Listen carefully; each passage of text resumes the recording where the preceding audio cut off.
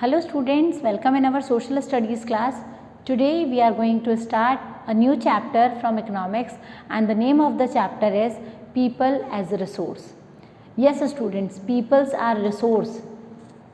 Peoples are the assets of the country. They are not liability.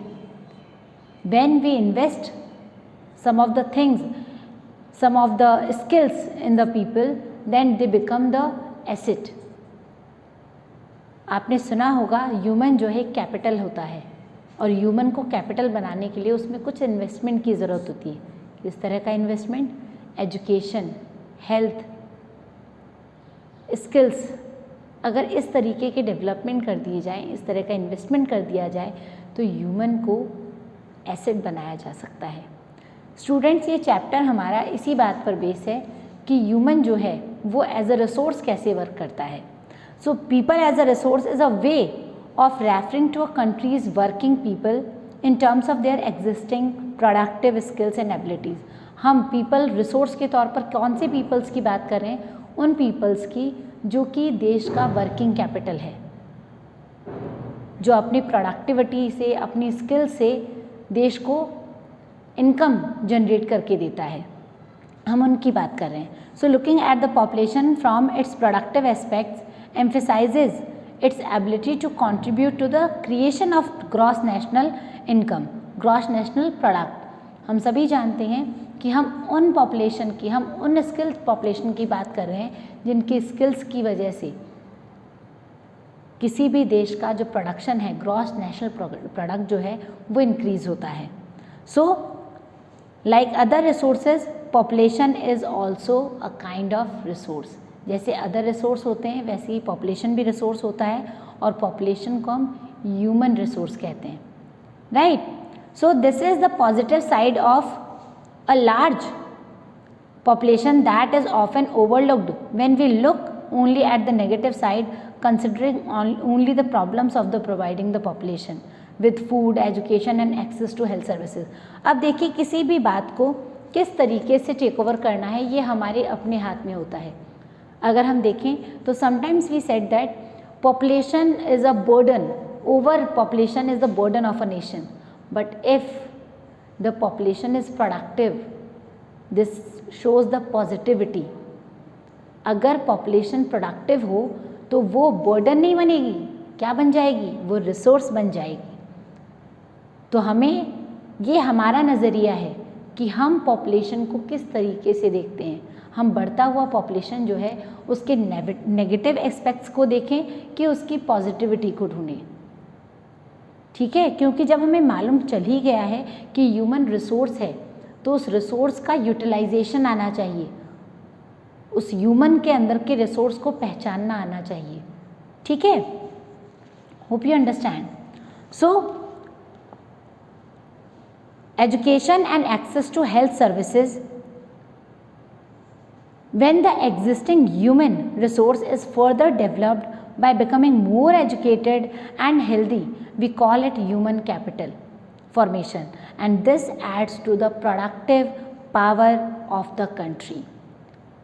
Right students, अगर हम कुछ investment कर दें पॉपुलेशन में, जैसे उसमें हेल्थ इन्वेस्ट कर दें, बेटर हेल्थ फैसिलिटीज़ प्रोवाइड कराएं और पूरा एंटायर नेशन जो है वो हेल्दियर हो जाए, तो फिर कैसा होगा? और हेल्दी होने के साथ साथ economic work, job opportunities provide कराएं तो वो पॉपुलेशन जो है वो हमारे लिए एज अ रिसोर्स वर्क करेगा, right. So investment in human capital through education, training, medical care yields a return just like investment in physical capital. तो अगर हम ह्यूमन कैपिटल में कुछ इन्वेस्ट करते हैं तो उसी तरीके से रिटर्न देता है जैसे हम लोग किसी कैपिटल में इन्वेस्ट करते हैं, ठीक है, किसी अदर कैपिटल में इन्वेस्ट करते हैं. So this can be seen directly in the form of higher incomes earned because of higher productivity of the more educated or the better trained persons, as well as the higher productive of the healthier people. हमारे सामने है, clear है कि अगर आपने देखा होगा एक लेबर होता है और एक मैनेजर होता है, दोनों में डिफरेंस क्या होता है? उन दोनों में डिफरेंस होता है उनके स्किल्स का. मैनेजर जो होता है वो स्किल्ड होता है, एजुकेटेड होता है, और लेबर जो होता है वो अनस्किल्ड होता है, और इसका असर उनके कैपिटल जनरेशन पे दिखता है।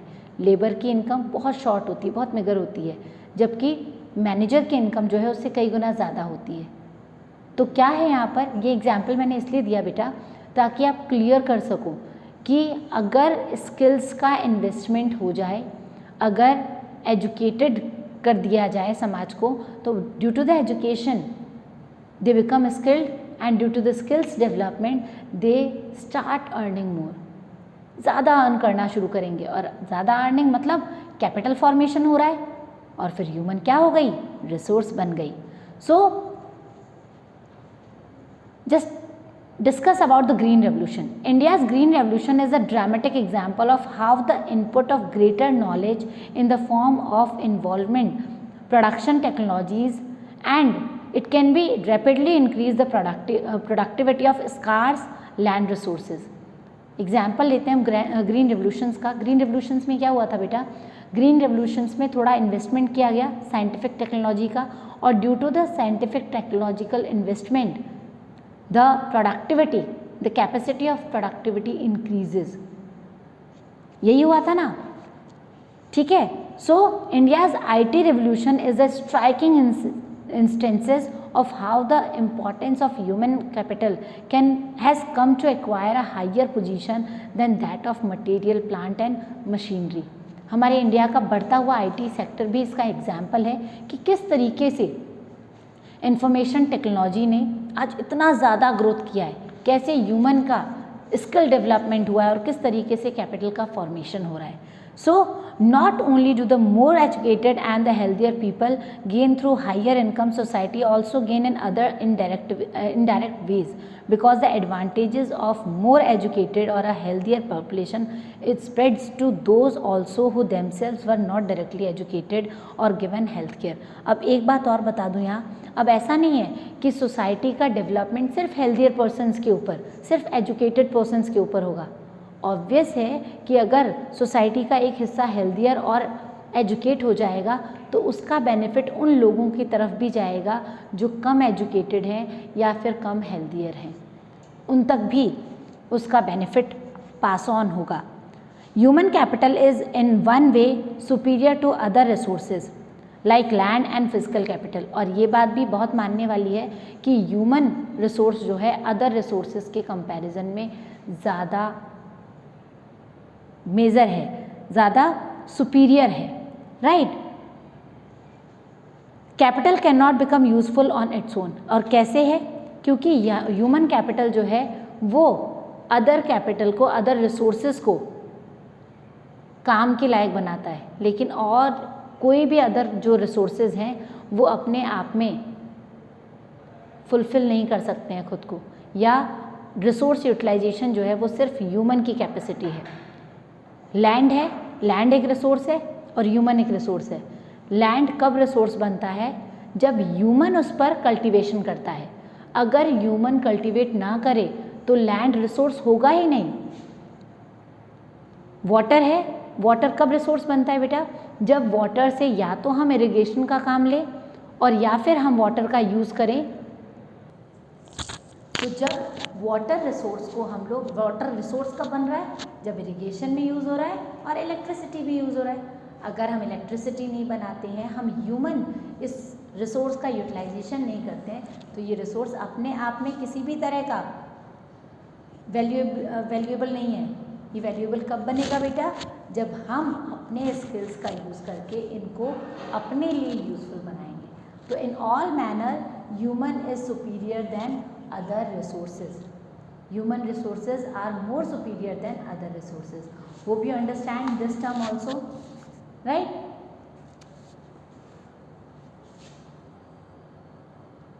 So, for more explanation,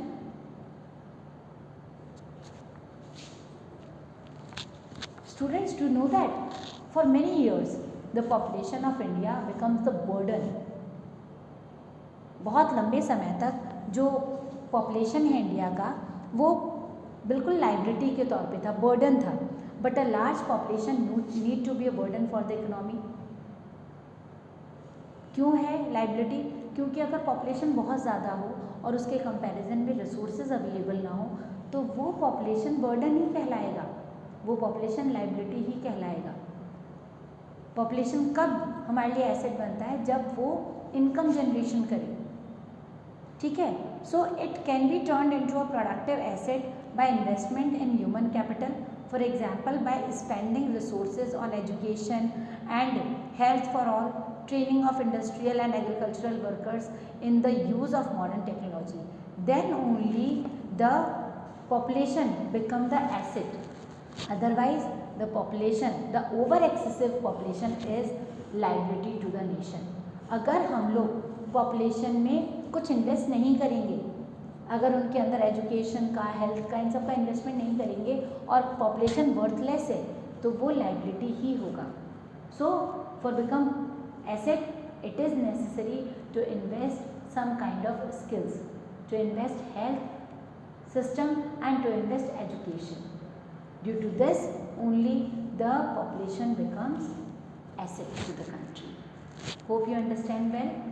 Now, so the two following cases illustrate how people can try to become a more productive resource. यहाँ पर दो स्टोरी हैं बेटा, एक सकल की और एक विलास की। इन स्टोरीज को सुन करके आप फाइंड आउट करना कि कैसे जब स्किल्स का इन्वेस्टमेंट होता है, जब हम लोग हेल्थ और एजुकेशन वगैरह इन्वेस्ट करते हैं तो कैसे इसका इम्पैक्ट नज़र आता है ह्यूमन की लाइफ पर। Now try to listen the story carefully. Story of Sakal. There were two friends, Vilas and Sakal, living in the same village, Semapur. Sakal was a 12-year-old boy. His mother, Sheila, looked after domestic chores. विलास और सकल दोनों friends हैं, एक ही village में रहते हैं। सकल 12 साल का बच्चा है, इसकी मदर शीला जो है वो डोमेस्टिक वर्क करती है और father Buta Chaudhary worked in an agricultural field. पिता जो हैं वो एग्रीकल्चरल फील्ड में वर्क करते हैं। सकल help his mother in domestic chores.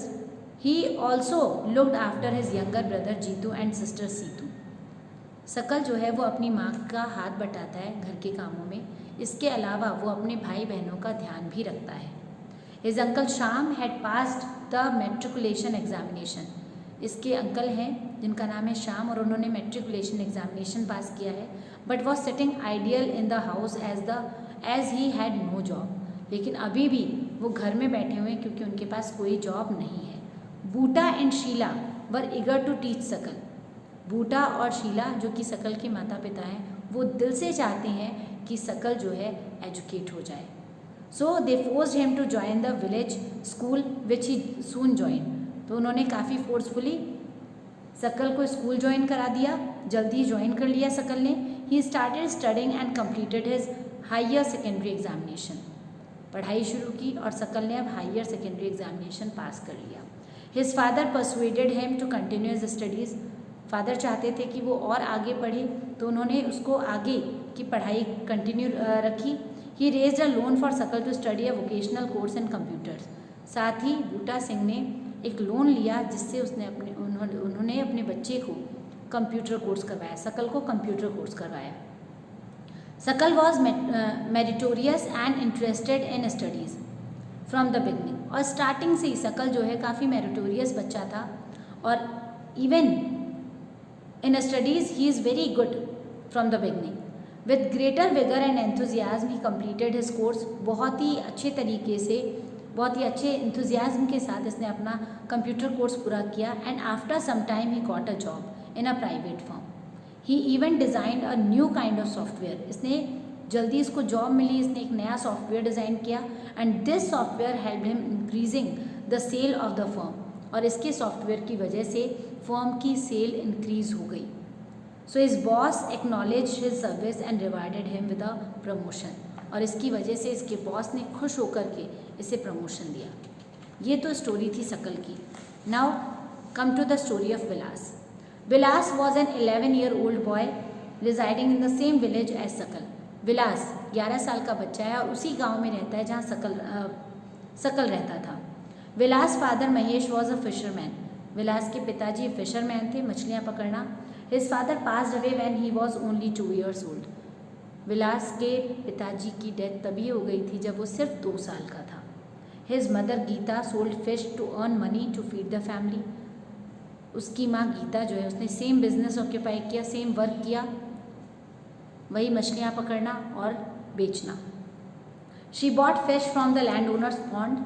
वो खरीद करके लाती थी लैंड ओनर्स के पॉन्ड से fish and sold it in nearby mandi, और पास की मंडी में बेचा करती थी। She could earn only ₹150 a day by selling fish. और मछलियाँ बेच के सिर्फ 150 रुपये अर्निंग होती थी पूरे दिन की। Vilas become a patient of arthritis. Vilas जो है अर्थराइटिस का पेशेंट भी है। His mother could not afford to take him to the doctor. और मदर की माली हालत इतनी ख़राब है कि वो विलास को डॉक्टर को भी नहीं दिखा पा रही। He could not go to the school either. और इवन विलास स्कूल भी नहीं जा पाता। He was not interested in studies. और विलास को इंटरेस्ट भी नहीं है पढ़ने का। He helped his mother in cooking and also looked after his younger brother Mohan. वो अपनी माँ का कुकिंग में भी हेल्प करता है और अपने छोटे भाई मोहन की भी देखभाल करता है। After some time his mother fell sick and there was no one to look after her. कुछ समय के बाद में उसकी माँ बीमार हो गई और अब उनका ख्याल रखने वाला कोई नहीं था। So there was no one in the family to support them. Family में ऐसा कोई नहीं था जो उन्हें सपोर्ट करता। Vilas too was forced to sell fish in the same village. अब विलास को भी मजबूरन उसी पॉन्ड से फिश पकड़ना और उसे बेचना ये काम करना पड़ा। He like the mothers earn only a meagre income. और बिल्कुल माँ की तरह इसकी भी इनकम क्या थी, बहुत ही कम थी। तो यहाँ आपको मैंने 2 स्टोरी सुनाई बेटा, एक विलास की और एक सकल की। जहाँ सकल के लाइफ में आपने देखा कि सकल के साथ उसके पेरेंट्स ने कुछ इन्वेस्टमेंट किया, एजुकेशन इन्वेस्ट किया, बेटर हेल्थ फैसिलिटीज़, और इन सब की वजह से सकल की लाइफ जो थी वो काफ़ी ज़्यादा अच्छी हो गई और लास्ट में उसे बहुत अच्छी जॉब, प्रमोशन, सब कुछ मिला। जबकि इन्हीं सब इन्वेस्टमेंट के अभाव में विलास की लाइफ जो थी बिल्कुल वैसी ही रही जो उसकी फैमिली की लाइफ थी। तो it means now you are able to understand how the investment of health education improves the life, how it make the human as a resource. So hope you understand well. Now thank you and have a nice day.